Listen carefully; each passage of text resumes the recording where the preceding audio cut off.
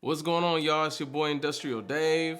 Welcome to 6 to 6. You see the title. These are my top 5 best unions to join in order from my least to my most favorite. Now, my least is with a tie, and I'm gonna say the Boilermakers Union and the Ironworkers Union. I'll tell y'all why. The Boilermakers Union, they have really good pay. Pretty much kind of like the whole package. Really good rates in most parts of the country. Their retirements kick ass. Their vacation is usually good. Their medical, so-so. Man, Ironworkers, similar. Well, no, let me rephrase. So with the Ironworkers, their pay is pretty good on the check. Their retirement is so-so and pretty good too. Now, why would I have these two in a tie? The problem with the Boilermakers is that, you get the high pay, the really high retirement and everything, but the trade is just been kind of fizzled out. It's kind of been dying out.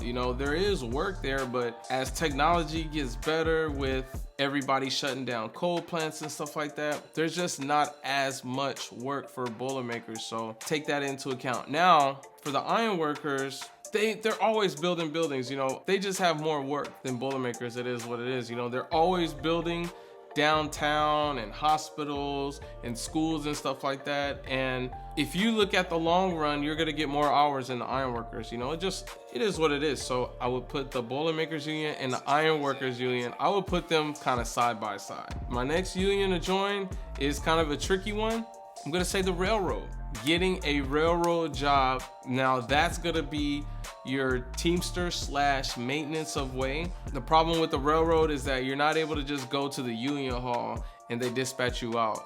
You have to actually get the job on the railroad, and then you'll be able to join the union. So that union is maintenance of way. You got a good union like that and you've got a good company, that's tough to beat. You're not gonna make welding wages, like you're not gonna be in the 50s and stuff like that on the railroad, but you're gonna get your high 30s and you're not gonna work as hard. You're just not gonna work as hard. It is what it is, right? But you can still make good money. You can still make your your 98s and your 120,000s a year and stuff like that. You can still do that on the railroad. That is number 4. I would say number 3, I'm gonna say the UA Pipe Fitters and Steam Fitters Union. Their wages are always high, man. I mean, even in the South, excellent wages in the Midwest, the big cities, man, everywhere. Just the UA, they've got good wages. And apart from their wages, they get really good work. Unlike Boilermakers and stuff like that, they're always dirty and filthy because they have to actually go inside the vessels. The pipe fitters they just get better work. Your body will last a lot longer. They're doing hospitals and pretty much all the piping on the outside of the building. Now, pipe fitters do get dirty, but not as dirty as your other trades. And plus, they still have a ton of work too, just like the Ironworkers.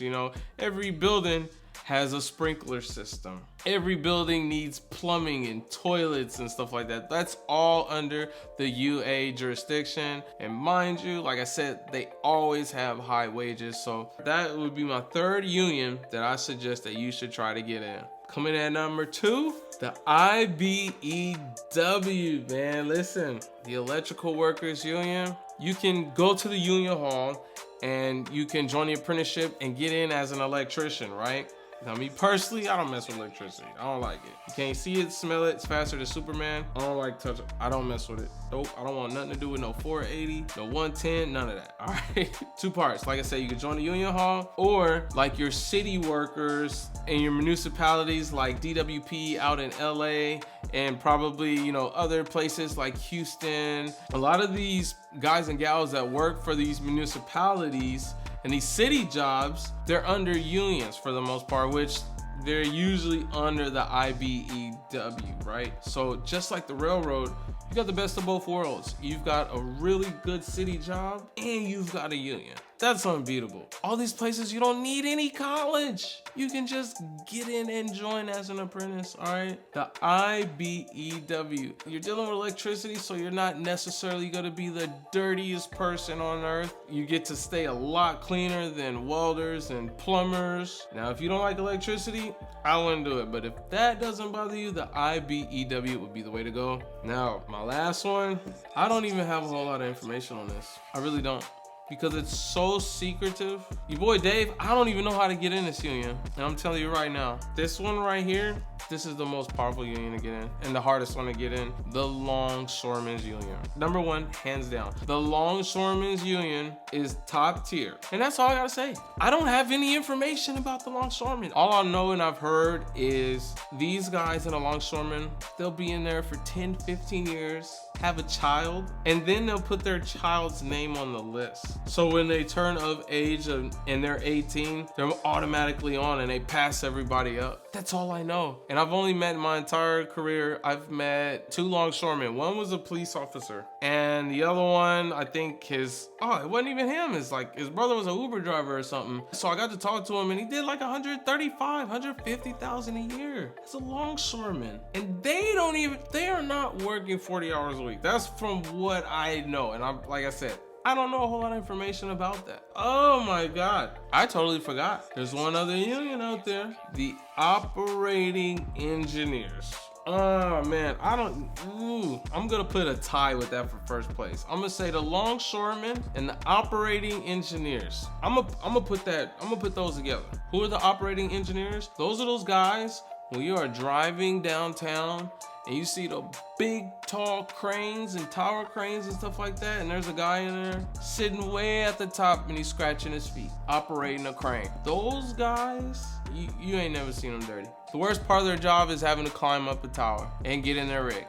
That's it. I'm telling you right now, you have never met a crane operator who was in a bad mood. It's not a lot. The operating engineers and the longshoremen, those are the top 2 unions that are number 1 on this list that you should get into, all right? Now you see the video, y'all stay tuned. I appreciate y'all. This is 6 to 6. I'm Industrious Dave. You guys take care and have an industrious day.